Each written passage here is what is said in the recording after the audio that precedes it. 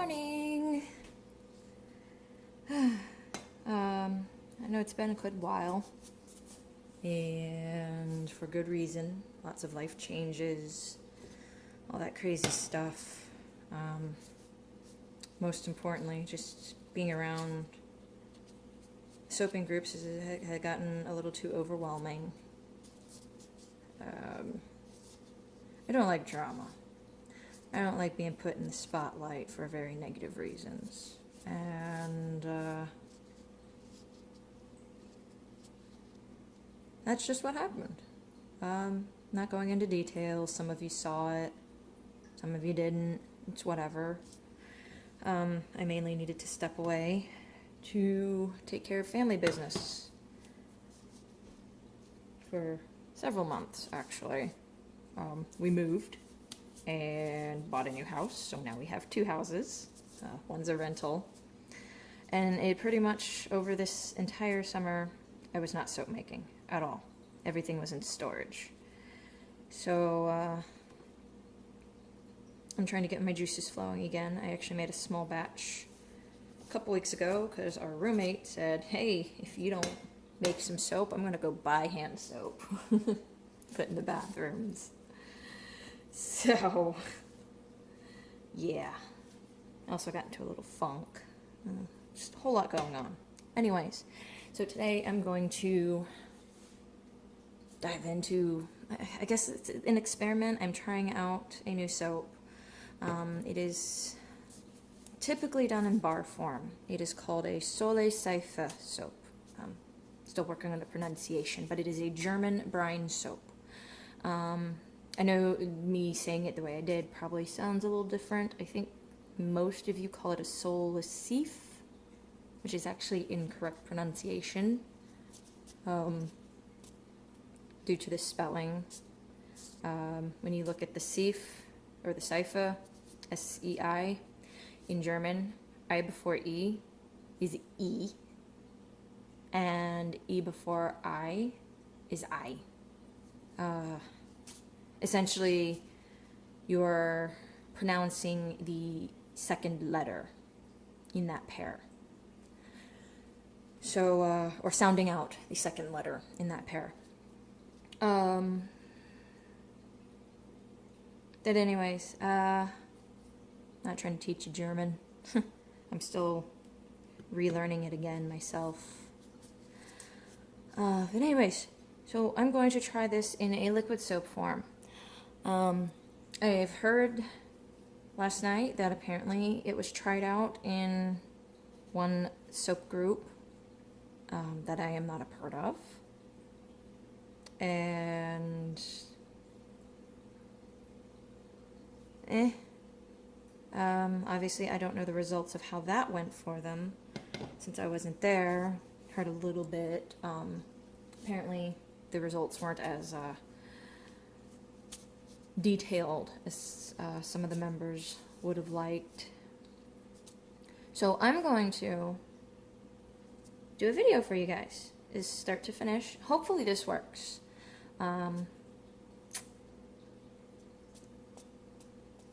No, I didn't start this up because, I heard about it in another group. This is something I've been contemplating for a long time, and I just finally kind of piped up and was like, hey, I'm going to do this. And one of my soapy friends is like, hey, they tried this in a group already. Okay, cool.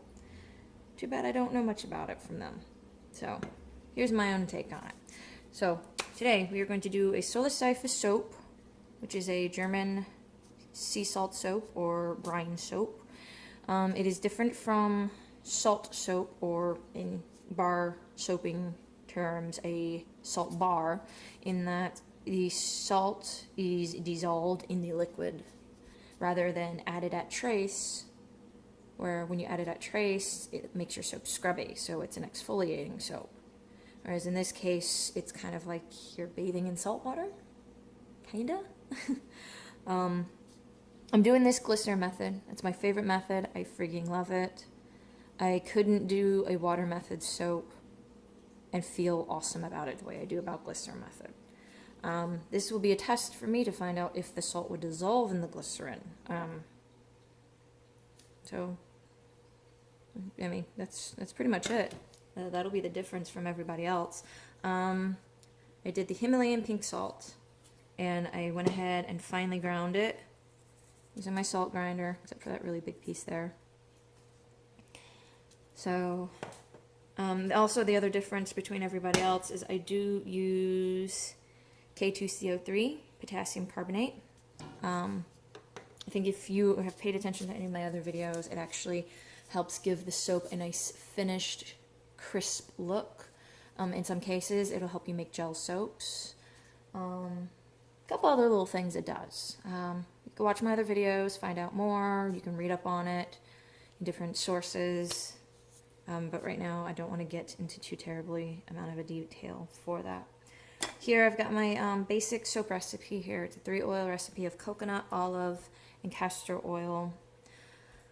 Pretty fairly balanced. I actually tweaked it a little bit last night, and I'm very surprised at the numbers I got. I got my lye amounts from Brambleberry. I find that calculator more accurate in terms of the lye amounts. It uses less lye, calls for less lye than like soap calc, and it also coincides with my other favorite online calculator, which is Summerbee Meta. So I can flip-flop between the two depending on what I'm doing, and I don't have to worry about a huge discrepancy between the lye amounts. We've already got our heated glycerin right here. As you can see, it's kind of steaming up a little bit. My oil in my crock pot is not super duper hot, and that's kind of okay because the glycerin is going to shoot that temperature up super high. This is about 200 degrees, a little bit higher than that actually. So without further ado, here's how we're gonna go. I'm gonna add the salt first. Hope it dissolves.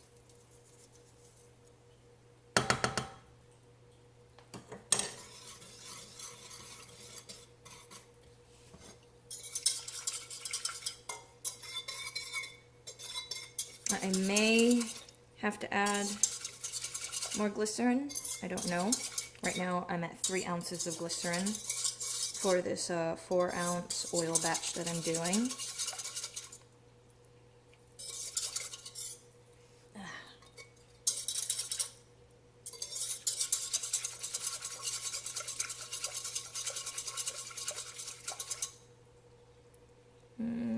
Kinda is dissolving a little. I guess kind of like potassium hydroxide, it's going to be a little pain in the butt. That's okay. I did a 25% salt, 25% of my liquid. So, you know, water, glycerin, aloe vera, whatever the heck liquid you're using, you do 25% of that liquid. I got that number from a couple of different sources online. So that seems to be the average there. One of my other soap friends said she does 50%. She didn't say if it was of the liquid or of the entire recipe. She didn't get back to me on that. That's okay. I'm just going to do the 25% like I saw and go from there.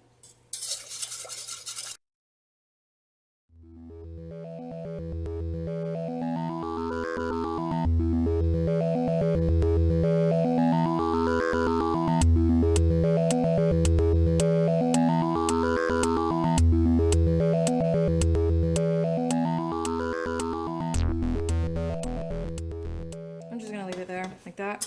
Go ahead and work with the potassium hydroxide. Get that going.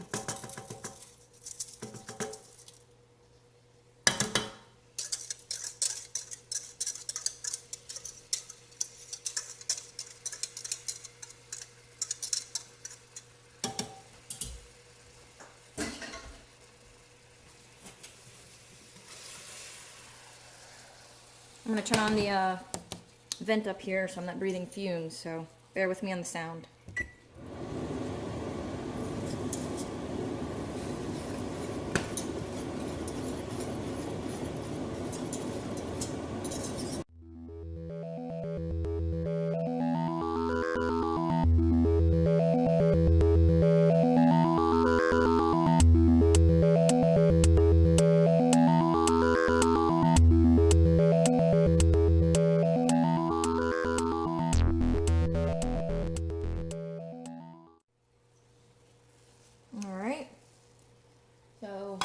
is about as dissolved as it's gonna get. It did change a really, really funky color. And, well, it happens. Apparently with salt soaps, it changes the lye solution to a white. So, you know, me working with glycerin does kind of change the dynamics of it. So, we'll just go with it.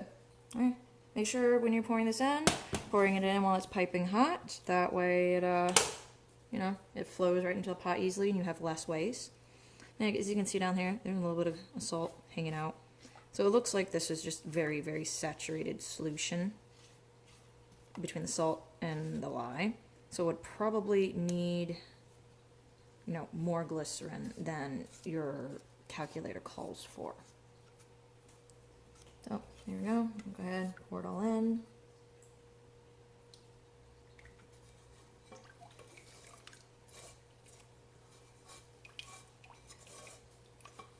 Yes, I am scraping the salt bits into it just because I want to have everything in it. I want to, you know, it's because I have it documented and this is an experiment. I want to make sure I just get every little bits and pieces in that I can.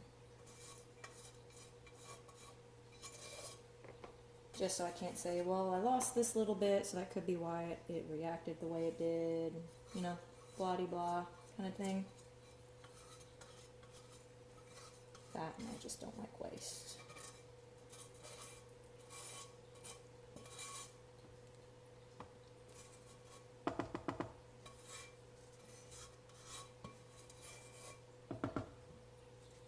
Alright, put the pot over here. Oop. Yeah, that's not.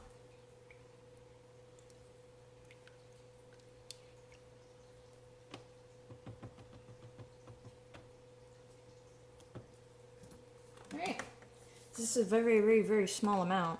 So we'll see how the stick blender blend behaves in this. And don't forget, potassium carbonate. I go ahead and add this now rather than into the lye solution, just because it's a little easier this way.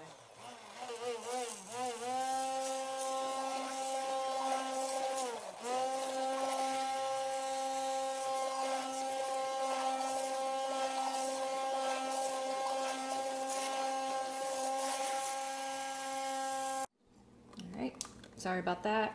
Camera decides to turn off on its own after a few minutes. It seems to think that that film is long enough. But anyways, as you see, I'm just wrapping this up really well. And I'll go get that bottle of soap for that recipe I was talking about. Give me just a second. So, I think the camera just turned around all funny. But here we go. Here's that recipe. Here's that soap. As you can see, it's flipping clear as all get out.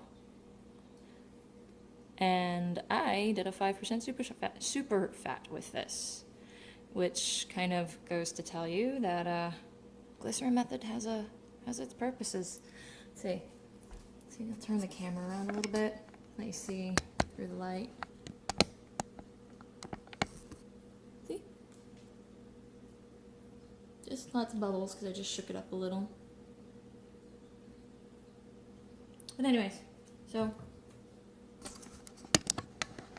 that's that. This will sit here and cook for the next 2 hours. I have nothing else. So I'll come back, check on it, see how it works out, and go from there. Evening, y'all. Take care. Just wanted to do a quick update on this concoction. I've kind of BS'd with it all day. So I put the lid on it 10:30 this morning. It's 8:54. Like I said, I really bullshitted with this. So far, in this recipe, I've put 5.5 ounces of water into it. It's still heated up, but this is what we've got so far. It's not a deep amber color, kind of honey colored. It's nifty. I'm noticing it's not crystal clear. It's murky, which would be typical of anything that has the salt added to it. Adding salt to the liquid soaps tends to cloud them. when you use it as a thickener, so I expected this. Looks like everything's dissolved. I'm not feeling any gritty salt at the bottom. No. Doesn't look like there are any granules in it. So it looks like we're doing alright with there. Feels like there's a little something at the bottom of them, I'm not sure. So I've been cutting this on and off, testing the viscosity of it. I could do it a quick way, but I just don't feel like screwing with the glass or anything. Like I said, I'm just being really lazy about it. So I'm going to cut the heat again, take the little chamber out. It'll cool down a lot faster that way, and see how it goes from there. Anyways, be back in a bit. So, like I said yesterday in the brief follow-up clip, I was definitely being very leisurely about this little tryout. It is 8:34 in the morning. I started this yesterday and capped it off to cook at 10:30 in the morning, and then did a follow-up around 8:30 yesterday evening. This is the Solasaifa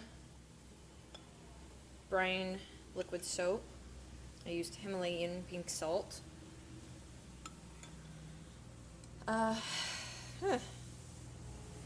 There's really not much to say about it. It looks fairly clear. I've got a little glass bowl here. I'm going to put a drizzle of it in, just to see how clear it is. And it still feels like there's grains at the bottom. I don't think I'll be able to fully tell. Yeah, very, very fine grain at the bottom.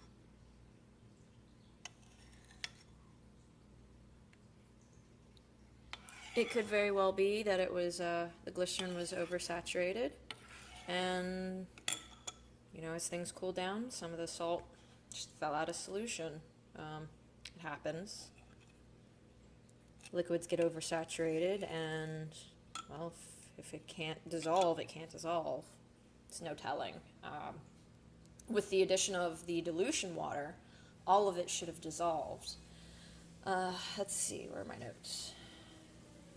See, for this 4-ounce oil batch, I needed 6 ounces of water to dilute to this consistency. It's got body to it. It's not thick. I'm fairly certain I didn't need the last ½ ounce of water that I added last night. I thought I did. It would seem that I am mistaken, which is okay. I mean, you live and learn. I will take my notes, file them away, and, you know, just do it again another time. And it is what it is. It's trial and error.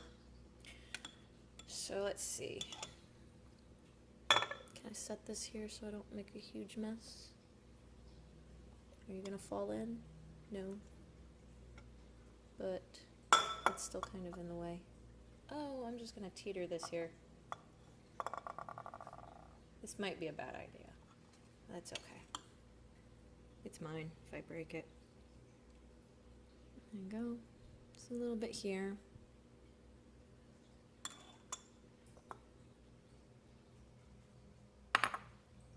Looks pretty clear. I mean, you can see the granite right through it.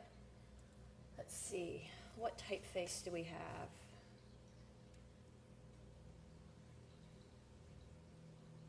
No, nothing with my address on it. Ah, crud. Don't I have like a menu or something? There we go. Some universal pest control stuff. I'll just cover up my address right there. Let's see. So, Looks like you can obviously see the typeface all the way through. Give me that very clearly. We'll see how it looks when it is, you know, in a bottle in a greater amount. That's honestly the big test for me in the end, is how does it look when it's bottled? This is done. I guess I will try it out in the shower today and do some follow-up notes on it later.